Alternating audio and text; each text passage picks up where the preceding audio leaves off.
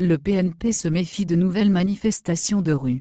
La coalition des 14 partis politiques de l'opposition togolaise doit-elle redescendre dans les rues pour provoquer l'arrêt des travaux d'une commission électorale nationale indépendante, CENI, controversée qui court vers les élections?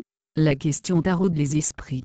Mais pour le parti politique instigateur des manifestations de rue du 19 août 2017 déclenchant une contestation sans précédent contre la gouvernance du régime de Faure Gnassingbé, se montre méfiant envers de nouvelles manifestations de rue.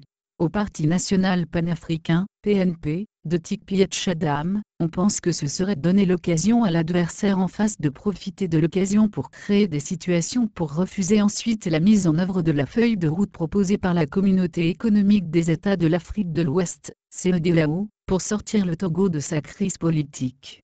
Selon Roger Tikpi, le conseiller du président du PNP, répondant samedi lors de la réunion hebdomadaire du PNP aux Togolais de la diaspora qui souhaiteraient voir la coalition des 14 partis politiques de l'opposition descendre dans les rues pour arrêter le travail unilatéral de la CENI, il faut faire attention.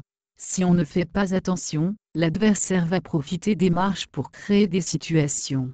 L'adversaire tremble devant la feuille de route, et si on lui donne les moyens, il va créer des situations pour refuser d'appliquer cette feuille de route, a déclaré le responsable du dit parti politique.